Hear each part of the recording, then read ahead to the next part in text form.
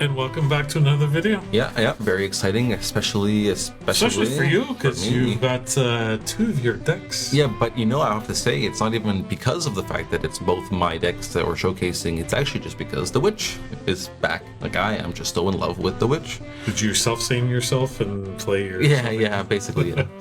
No, I'm going to be playing the same deck I was playing last week. My hyper-controlled, very greedy Elementalist versus Lisett, who's going to be piloting my Furious Witch's Road Witch deck. Which has been getting a lot of traction on Curiosa. Yeah, I have to say, I'm really pretty happy about the number of views it's been getting. It's actually, we're really close to being the top viewed Witch deck on Curiosa. Nice, excellent. The ones around me haven't been updated in like 8 months, so that's probably why mine is getting views, because I'm updating it every day, kind of. But no, I have to say, it's not even just because of vain purposes that I'm really happy with that view. I'm actually really happy because it just means people are interested in the avatar. And I think she's amazing. She gets a lot of flack for being among the the bottom 5 avatars in the game. Yeah.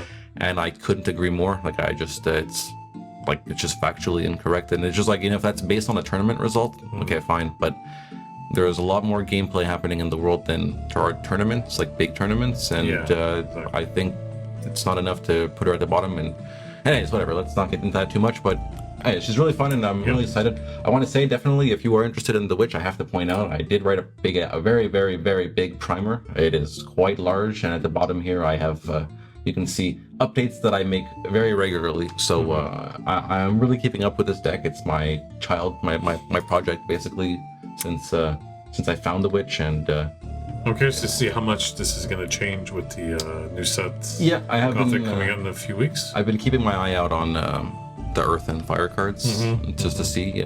So far, the Earth card that excites me, Michael, is not playable in this deck. The 4 Earth threshold is way too taxing. In fact, we've actually come to a point, if you can see the deck, we've come to a point, if you've seen previous versions, there used to be Pudge Butchers and even Dalcian Phalanx and Frontier Settlers, and as much as I still believe Frontier Settler is one of the best cards that this avatar can play with, I actually cut those cards because I just didn't want to have too much reliance on double Earth Threshold anymore. Okay. I just wanted as clean as possible a list that was, because the fire cards make the Death Door happen really fast.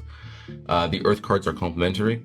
So I didn't want to be in a situation where I needed double Earth and double Fire in the first 3 turns. It was just too much. I just needed to make sure I can get my Fire guys out cleanly and have my Earth cards be easy to cast. So the only ones that are 2 are Gigantism and Earthquake, which are much later in the game anyways.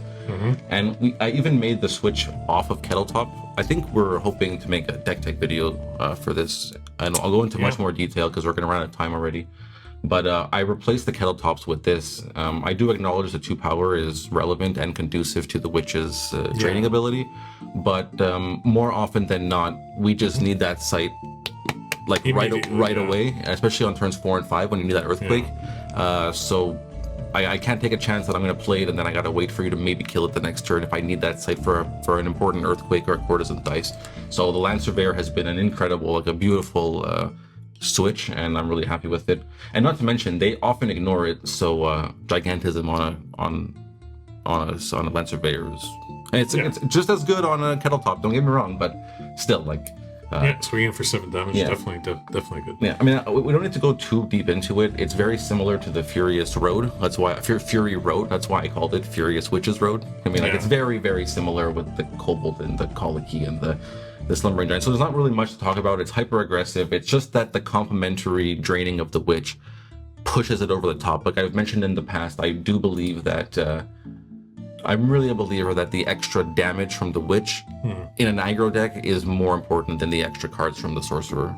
So I, I like to put that into theory, and I like to put that theory into test, and hopefully we'll see that in today's video. And then we got a repeat of your Elementalist deck. Yeah, that's also a little bit why I spent a bit more time talking about the Witch there, because we saw this deck last week. If you're new, we'll still go over it a little bit. But it's a little bit of a mixed Scrooge deck with the thresholds, because I see that you got a lot of 3 and 4s. Yeah. Between the earth, everything. Every element has exactly. So, we did mention last week that Lady, Throne, Oak, and Guards are new additions. They were Frontier Settlers, Just a Rock, and Craterize, and something else, I think. So those cards are not featured, and it also is also important to note that Font of Life is actually the new card swap Yes. from Gothic, Swap. and Ignis Rex is Day of Judgment, Day the of one Judgment. that puts the cross on the board, banishes all the evil, and deals damage in those affected squares. So yeah, the idea, as we mentioned, was just a spellcaster heavy deck so that I could make Vivian as good as possible. Like we said, if you have Genesis characters in play who are spellcasters, she will enter and copy those Genesis abilities. Yeah, exactly. So that's incredible because you got the self. No, the self seems not a spellcaster, but you got but the self same copies my Grandmaster Wizard. Yes. Okay, if it is Or copied, yours. Online. Yeah, I've had that happen. Yeah. Yeah. So I mean, you got Highland Princess. You've got ISO to bring back my stuff. Yeah. Just card advantage from every angle. Well, the Highland Princess, it's not a spellcaster, right? No, it's not a spellcaster, but it gets me like. Yeah. Honestly, the stone is more important in this deck, I find, than the ring. Like the ring is obviously amazing, and when I need it, it is the best card in the game. Yeah. But if it's early on, like turn 2, Princess, I'll go get the stone usually. For sure. Yeah, I mean, you got a lot of. It's really. You can play a lot of cards and get a lot of advantage from it because the fact that you're playing all 4 elements. Colors, especially since I'm colors, trying to draw so much too, right? Yeah. Play Axel multiple Devil. things. I have a little occult ritual in here with all these spellcasters. Why not? I think also I'm playing Geistwood, right? Imagine you play Apprentice Wizard, then Grandmaster, then you copy the Grandmaster, and then you play Vivian, and they're all on top of the Geistwood. Go ahead and kill them, because that's 12 more cards I'll draw, thank you. you know? Someone get this man the doctor. Yeah. So anyways, other than that, yeah, all the best cards in the game. Yeah. I tried to put in Browse, Black Plague, Famine, Fate, Drink Quest, Immolation, Tithe, just every time you draw a card, it's going to feel nice, basically. So, but I will say, like, I went into this game, they're both my decks. I want the Witch to win. Like, even if I'm not playing the deck myself, I want it to win. But I'm feeling bad for it because not only am I a hyper control where I'm going to get lots of 2 or plus for 1 value, I'm also playing a lot of prison sites, which are going to cause lots of problems for the charge minions and stuff like that. Yeah, for sure. And also, it doesn't help. Turn 1 amulet turns off the damage from all the fire bolts and stuff like that from her. Firebolts, exactly. So I'm really not making it easy, basically. I want to mention very fast, actually, from the Witch deck, the only control card that is not also backing as an aggro card. So what I mean by that is Earthquake, for example, is a control card, but it can still be used to bring the avatar closer to you for a Death Door finish with the Imp or the Colicky or the Kobold or even just attacking. So Earthquake can double as an aggro favoring card, whereas Great Famine cannot. So if you're looking for a slot to cut something, I would start with the Great Famine. It's just like, it's an amazing card that I enjoy playing, and it has been doing good things for us, but it is the only card that's not actually conducive towards the draining of the Witch. So yeah, I just want to say that fast. Okay, so here we are talking a little bit because, like, as much as we're playing, we both want to win. We also want to play the Witch as good as possible and see things. So we do discuss things as we're playing, and you can see she changed the site location of her Surveyor. I will say I have put a lot of the fear of God into her about playing minions on the second square. Just because of Vile Imp. Yeah, exactly. Yeah. But I was explaining to her, like, hey, you don't need to worry about that because you're trying to be aggressive, and when you see Elementalist, you can pretty much assume slower deck if it's not the Grey Wolves deck, right? Yeah, for and sure. like, I haven't played a fire site yet, even though I'm playing fire as a consequence of Elementalist. With a slower deck, the chance of seeing the Vile Imp is quite low. So you can take the risk to play up. And that's what we did there. So she played up. Yeah, for sure. Like, if she was, if you were playing like Sorcerer, and there's like a desert, or in Druid, exactly. So then you're like, okay, for sure, there's probably going to be an Imp, so you might want to play it back. Okay, because I remember you were talking, like, your earlier versions, you heavily favored the Kettle Top because of the 2 power. The 2 power, yeah. But you felt like the Deathrite ability versus the Genesis ability was... Yeah, because sometimes it's turn 4, and you have Earthquake in your hand, and you need to play it, like, now. Yeah. And then you draw a Kettle Top return, and you're like, well, I'm either wasting my draw on a site, which is really highly not recommended when playing this Witch deck. You should really just draw your 3 sites and then let your units draw a site for you. And if you must draw a site, it's much better to skip a drain than it is to skip drawing a spell. Yeah. So you really don't want to be in a position where you skip drawing a spell to draw the site. So then you draw a spell and it's a kettle top, and you can't play the Earthquake this turn because it doesn't just give you the site. And then if they don't kill it, you get your 2 damage, but you really need that Earthquake. So then you're going to waste your draw next turn. So just give me the site right away. And hey, 1 damage or 2 damage from the kettle top or the Surveyor. The whole idea is that it's just providing that extra chip. When added to the drain of the Witch is actually 3. You know, so it's like, even though it's 1 less, you always add the 2. Now it's still 1 less than adding the 2 to the kettle top, but the point is like it's not just 1, right?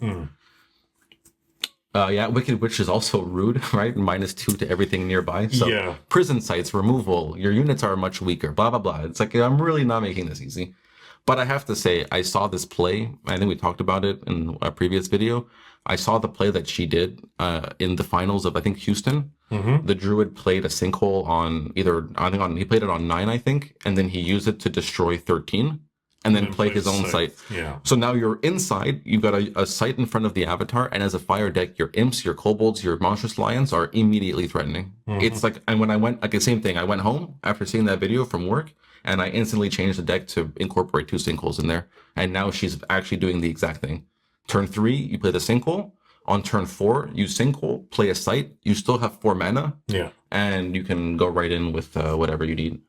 Being absolutely rude. And then imp kills the witch, right? So yeah. So now the things are. She could have attacked the. Okay, so like we talk about it very briefly because I think before stripping or sinkholing, excuse me. Yeah. She could have put the foot soldier into the troll bridge to trigger the bridge, have that die, then attack for 2, then strip, or oh my god, sorry, then sinkhole. But she decided, like we missed it, and she decided forget it. Like it's fine. I'll just keep my unit. The wicked. Oh yeah, right. That's what it was. I'm sorry. Yeah, do it, so, it wasn't. I won't take back. It was the wicked witch prevented it anyways. Yeah. Okay, sorry about that. But either way, I think it's like not, like the 2 damage it matters, but keeping the extra foot soldier for the following turn, I think it's okay because she could really attack anywhere she wants. She can go to 12. Normalis doesn't care. I mean, the Land Surveyors are 1 power. Token is 1 power. Even the imp. So I think being in her position, I probably would spread out. I probably do like half and half. So, which even then, she could have at that point moved the Surveyors to the rubble, right, to already be split up. So if I've got some kind of mass removal, at least 2 of her units are split up. So that could have been a thing too. So go move to the rubble with 2 units, go to 13 with the other 2. Makes sense. Yeah, especially if you have like Firebolt or something that are Arcane Barrage that just deals damage directly. So one thing we didn't actually mention about the sinkhole because it's just so strong of a play. Oh wow, nice. There you go. You see, yeah. See, yeah. So. Yeah, had she moved the Surveyors to 7, she'd have the extra damage. But at least by not doing the other thing, she keeps the 1 more beater at least, So she could have saved 2 beaters, but at least by not throwing 1 into the troll bridge, she has 1 left over. Right? Seems good. Yeah, but sorry. Just say also with the sinkhole, something we didn't talk about because of how strong just doing this is that it also takes me off of mana. Right, like as a control deck and being greedy, it takes away a threshold color, like a pip, and it takes away mana. So like I can't poison Nova that turn. I have to have Arcane Barrage, which is supposed to be a late game card, right? Like it's all it's good, but it's bad, So now her being at 3 sites, it's so beautiful because even if she's got lions in her hand, lion can come at any point in the game. She can spend the next 2 or 3 turns draining.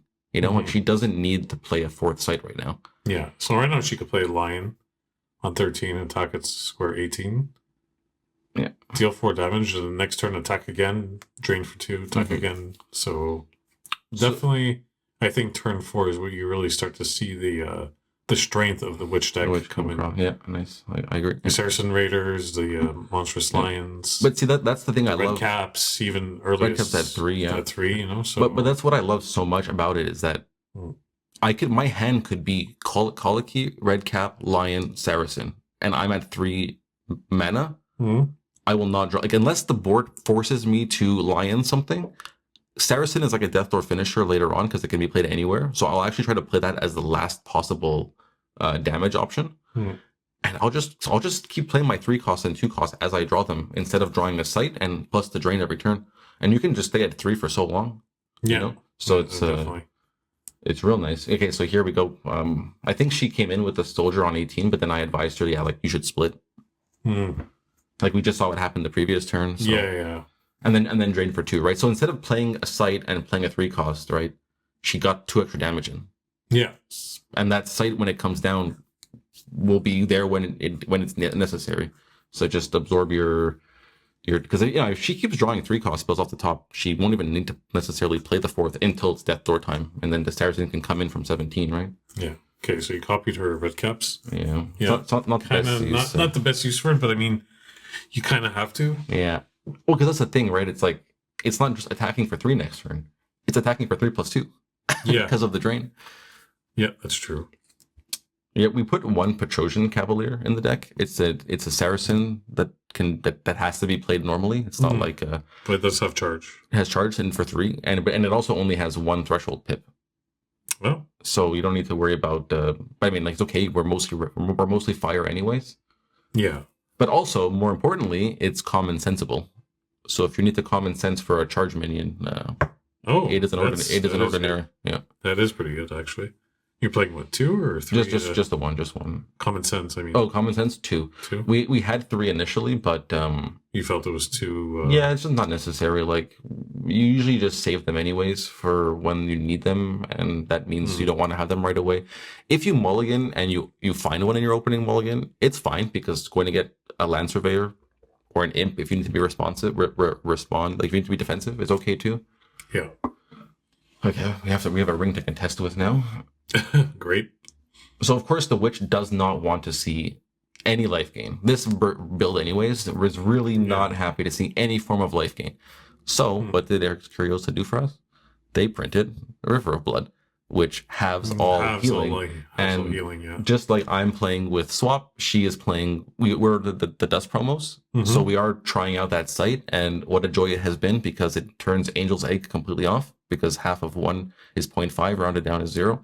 So Angel's Egg gains you 0 life. Don't have to worry about it anymore. Ring, yeah, you ping me, you gain no life. Don't have to worry about it anymore. It still pings though, so. Sure, but the issue is the life gain. Because this deck, because of the drain, is designed in a way that when I attack with my 3 power, my lion, and then you kill it, doesn't matter. I'm assuming that every card I play, you'll kill right away, and I'm getting one-time use out of it. So if you ping and kill my stuff, it's already been accounted for. Yeah, but if you gain life in addition, that's rough. Now I can't recuperate, right?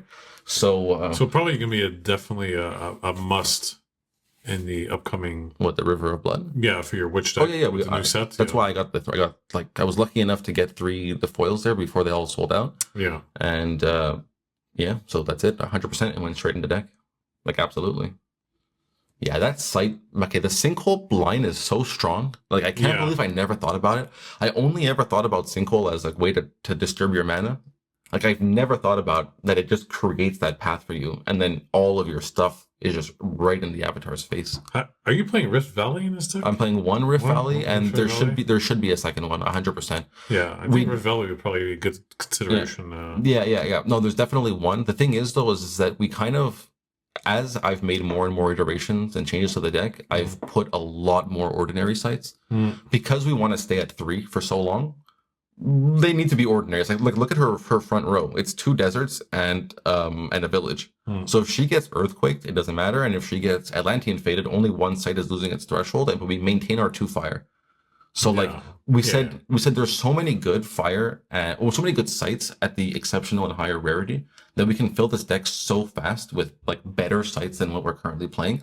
But just the fact that these sites will never be disturbed works so much better with the consistency that the deck requires and conducively with what happens with the draining in addition to the aggro and the burn. So like honestly, like every change that's been made has been deliberate and from experience and from games. Yeah, because I don't think there's too many people playing with is it Hamlet's Ablaze or Castle's Ablaze? The one that targets the ordinaries. Hamlet's Ablaze. Hamlet is an ordinary site. Yeah. So Hamlet's Ablaze. I don't think you're going to be playing against that card very often. So I like the idea of having the ordinary sites just to, especially for cards like Atlantean Fate, where you still keep your threshold at least, because I've gotten screwed many times. even just playing like, like a sorcerer fury deck, and then you play those exceptional sites, and then or elite sites, and you just get wrecked, and you lose your threshold, and you need 3. Smoked, yeah. Yeah. So I get it. So I tried to Earthquake on my turn, but then I realized that the Petrosian is on water, so it wouldn't work anyways. So when in the end I just attacked the Kobold, I ate the 2 damage I was going to eat anyways on the following turn, and infiltrated the Cavalier to ping and finish off the Kobold and recoup a little bit of that life, at least 1. Yeah. I just saw her hand though. She's got Blaze, I think Firebolt, the Giantess. She can play the Giantess right on top of me, and then the next turn give Blaze to the Witch, who can come in to 12, damage the Giant, wake her up, and then the Giant attacks for 5. Yeah, that's true. Especially because we added so many more deserts into the deck, the Giant became obvious. Yeah, the Giant's obviously. Yeah. Well, I mean, it's good to play. It's good to have like the desert, the deserts when you're playing against Druid for the Tawnies. Yeah. If you're playing the Giantess, you could ping it so it wakes up and attacks for 5. And then attacks for 5. Yeah. So it's definitely. I so like to consider Pudge Butcher and Dalcian Phalanx, both minions that attack for 5, but they cost more than the Giant, and they have 2 Earth threshold. Yeah. So it's just like I'll get that 5 damage, but I get it through the Giant, and the Giant is 1 threshold, eh? Yeah. On Earth? Yeah. No. It's amazing. Like when I realized, so I didn't play the Giantess because I've tried her in the past in decks that have heavy options to wake it up, and been in so many situations where I've got the stupid Giant in my hand and absolutely no way to wake it up. So I just avoided putting it in here for the longest time. But then when I realized that it clicked that it only has 1 threshold pip, and I want more ordinary sites by virtue of not getting threshold screwed, they kind of like the realization happened at the same time, where I put the deserts and stuff, and then all of a sudden she made more sense. And there hasn't been a single game where I've played her so far where I can't wake her up the next turn. Not to mention we weren't playing Ring in the earlier versions because we were practicing for our Cornerstone, which had Ring banned. Now with the Ring wakes the thing up. Yeah, it's crazy. Ring is definitely. Yeah, 5 power for 3 casting cost, pretty good. So I'm doing my best here to keep her at bay. I'm not dead yet, but at the same time, I'm at 4, and she's still at 20.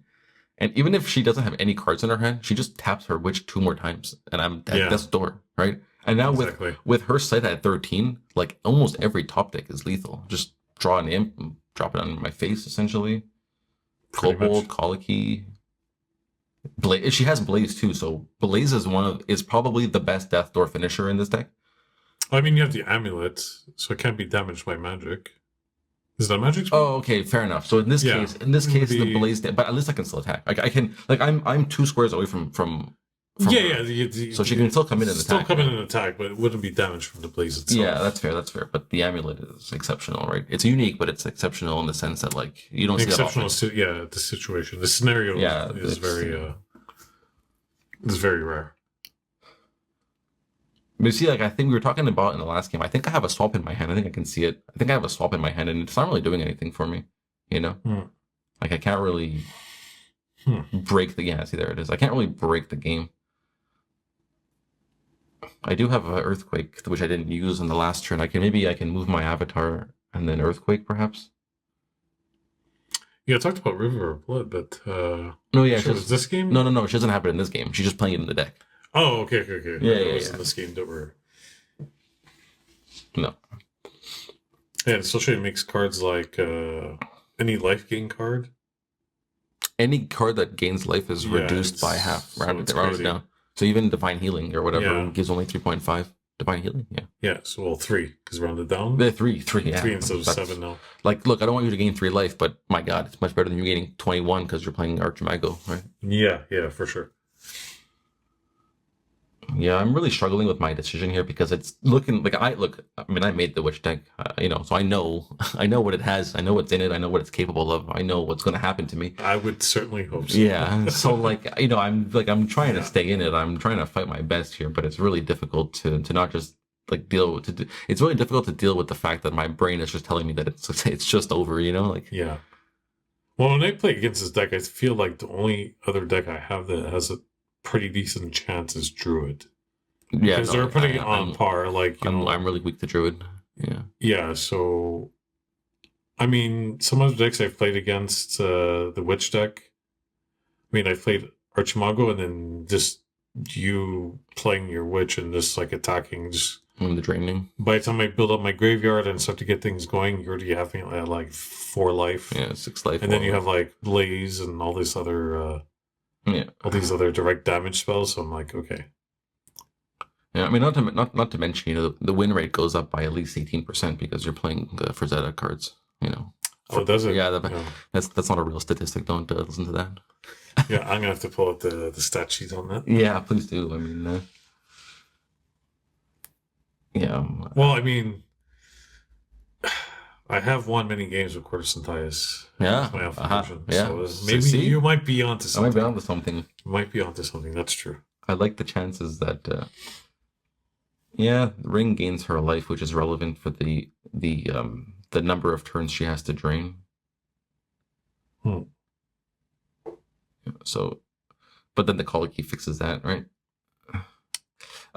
That's okay. Yeah, never mind. I was gonna say that's the wrong place for Colicky because it can't enter into the Gnome Hollow, but the Lighthouse is mine, so she can just attack to the right.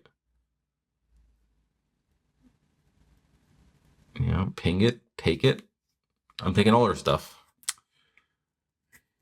Attack for 3 and then ping her, which is really nice. How dare you? Yeah, I'm finally on the offensive here. It's looking less bad for me, you know. Yeah, move away. Maybe attack the Dark Tower. Get as far away as possible. I'd probably get away just with Vile Imps and all that. Yeah. Instead of attacking the Dark Tower. That's true. No, but the Dark Tower would be... Wait, the Dark Tower is mine. Oh, yeah. I'd have to attack the step. Yeah. That's... yeah, that's no problem. Whoops. Yeah, so take 3 from the Colicky and then 1 from the... Oh my good lord. She just drew a ring. Yeah. Ring the Witch. Blaze? But Blaze doesn't kill me. She'll need to play 2 spells, so...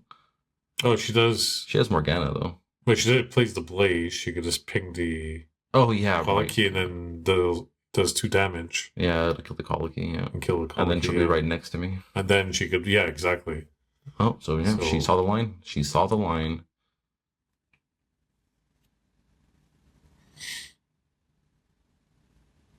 But yeah, it does mean she only takes 1 damage.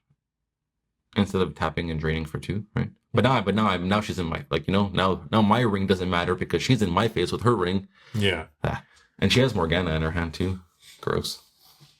So next turn she could drain you for 2. But see, look at the hand. Look at the hand. She's got 4 mana. She has Land Surveyor and Morgana. If the Land Surveyor was a Kettle Top, she can't play both next turn unless she draws a sight, which feels really bad.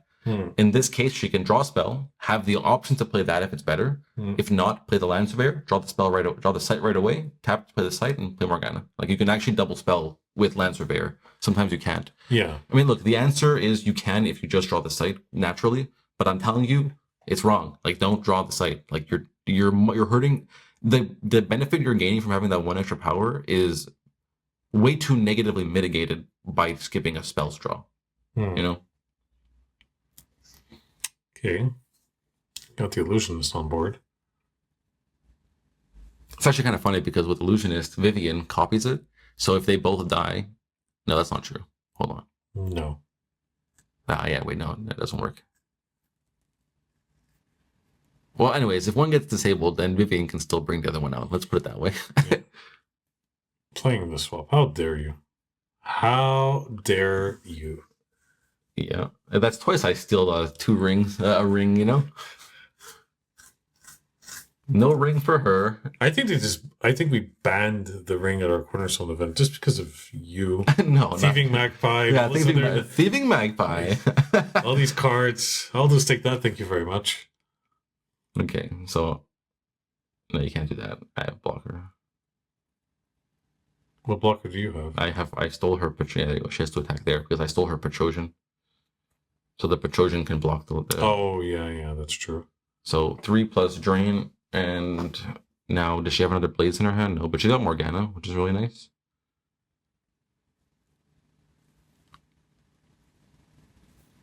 But I mean, I can attack her for 5. If I attack her for 5 though, I lose the Cavalier. So it's called Cavalier? Cavalry. Cavalry, yeah.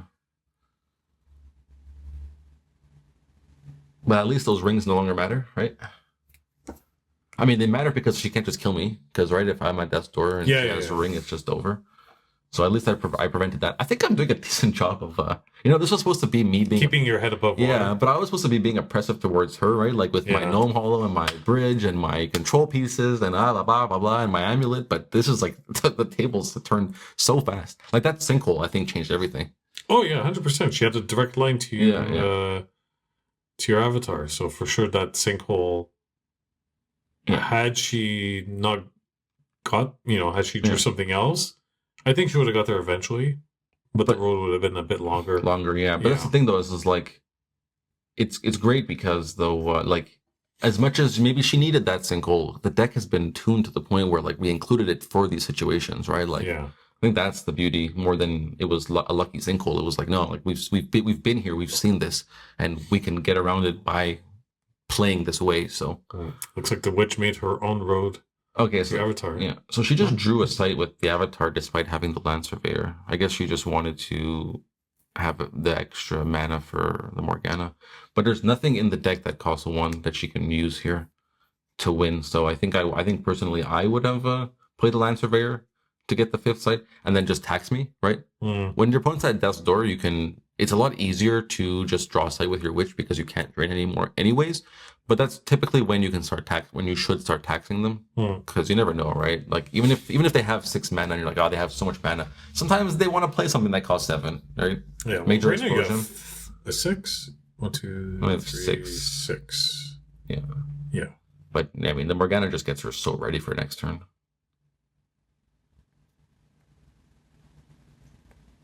Here too, I think I would have played the Morgana at 7, because if I move to 17, then the Morgana can get in line to cast her spells. And with the stealth, she's relatively safe. And if I've got like a Poison Nova effect, the Illusionist can still just move to 7 anyways. Yeah. So Morgana is not safe from AoE. Or that. Oh. Okay. Yeah, I played it on my avatar because I need to protect. But again, like I just lose the Kobold or Colicky, right? Yeah. So in that case, I can't even play it on 13. Because it's on my site. Oh my god.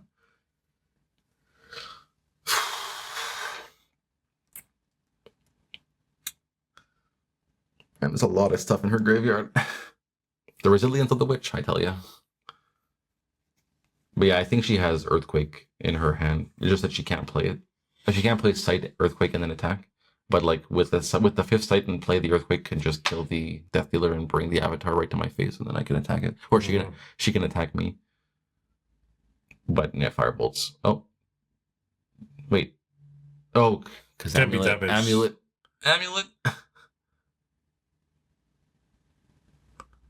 But the Earthquake will bury it, right? Yeah. I mean, Earthquake... I think I would do that. I would use the Earthquake. I would get you closer. I would just move... or I don't think I would even move anything. Maybe I'd move your Gnome Hollows back. And move you closer. Like switch square 12 with 18 maybe. Then your avatar's on it, so... Because then you're stuck in this area, and then I could play my minions like on square 7, square 8. Yeah, I mean, she should probably at least line. So I would swap 18 with 12. You would bury all the artifacts. But I think she wants to put us in line, no? So that it's easier to fireball. And even if I move, she can still just move easily to be in line with her fireball. Sure, she has a fireball in hand. Yeah, okay. But yeah, burying... okay, so I played... Marco brought fire water to the cornerstone, and he got shape-shifted out of top 8. So he almost top 8'd with the Witch. Like, honestly, in my head, it's a mental top 8. Like a mental victory. But, playing a lot with fire water as well, just to try, air fire, blah, blah, blah. But when I came back to earth fire, it was so obvious that this has to be... These are her colors. Her thresholds, her elements, I should say. The earth is just okay. Earthquake, what Earthquake and Land Surveyor provide, are just so powerful, and common sense finding you Death Door finishers, and Gigantism. Man, Gigantism plus Land Surveyor / Kettletop and the Drain is half the damage. Like, it's half your life. Yeah. Once you're under 10 against Witch, like, you're in a lot of trouble. I mean, any aggro deck, sure, but that extra 2 damage on top of all the aggro stuff that every other deck is playing, it really isn't a joke. It's crazy that she's a bottom 5 in everyone's opinion. Yeah, I don't know why. Maybe, but I'm pretty sure the Witch is going to thrive in the next set. I'm sure there's going to be cards to support the Avatar. I'm curious to see what the Avatars are going to be. We haven't seen any spoilers of... I made a mistake here. I moved backwards instead of to 14. King Arthur can eat the projectile. That is true, eh? I know. Because all she has to do is just move to 17. And... Yeah. Damn. That was a mistake with the King Arthur, or with the movement of the Elementalist. Well, hey, at least I can say one thing is for sure. By losing this game, I did not have to sleep on the couch that night. so excellent. Yeah. No, but yeah, I mean, I think it was really nice. A really good showcasing of the control deck. Almost turning the table there at the end, putting up a good fight versus that hyper aggression and in my face stuff. Well, I mean, you had 2 rings. You had the amulet to protect your Avatar. So I mean, prison sights, no hollows, and still the Witch was able to get through all of it, and take the win. I mean, I put her to 9, but I don't think that matters because I'm dead. So yeah, I think just that one turn instead of drawing the site or playing the site, I think she should have taxed you. Yeah, maybe. Because she had Land Surveyor to draw the site. Yeah, exactly. So I think the taxing would have been better. Mm-hmm. But it's okay. I mean, hey, a win's a win. A win's a win. And like you said, your couch stayed empty that night. Yeah, couch stayed empty that night. Maybe the cat went to it. We'll see what we have in store for next week's video. Well, I know we recorded. There's going to be. I mean, we can just say there's definitely going to be at least 1 or 2 more Witch videos. We'll try to see if we can space them out, unless you guys just want them, because we recorded, I think, 6 games that night. 6-7 games, but 4 of them were Witch games. So,